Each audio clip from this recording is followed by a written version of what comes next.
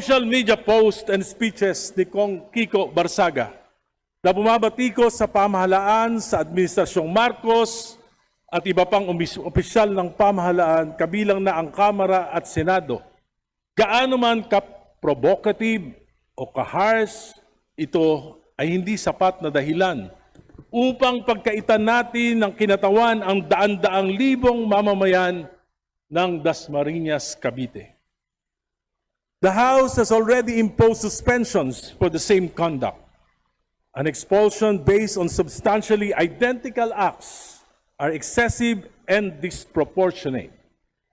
My concern is whether expulsion would be perceived as punishment for dissent rather than on genuine disorderly behavior. A court would likely be reluctant to interfere with the House's internal disciplinary powers.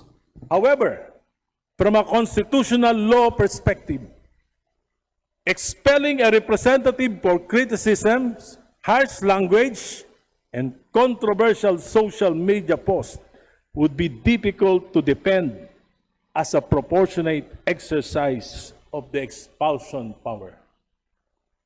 Si Kiko Barsaga ay hindi nagnakaw sa kaban ng bayan.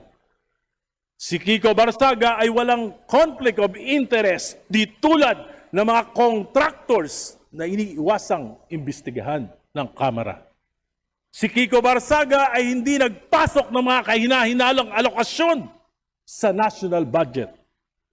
Si Kiko Barsaga ay dumadalo sa sesyon di tulad ng mga maraming kinatawan, hindi mo nakikita sa plenaryo, pero laging present sa attendance record ng Kamara.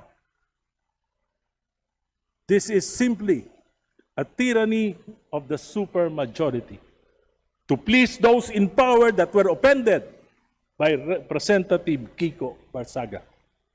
Ito ay pagpapatahimik sa mga hindi sumasang-ayon. Minsan, dumalo ako sa burol ng aking kamag-anak ng aking high school classmate.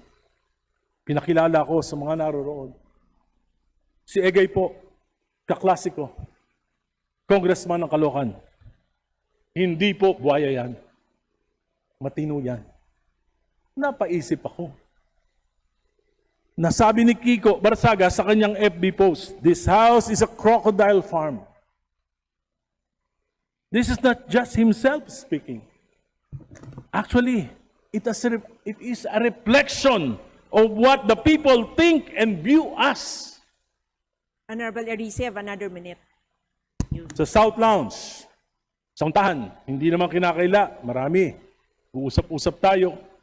Ina-admit natin, hindi maganda ang tingin sa atin ng mamamayan after the flood control anomaly.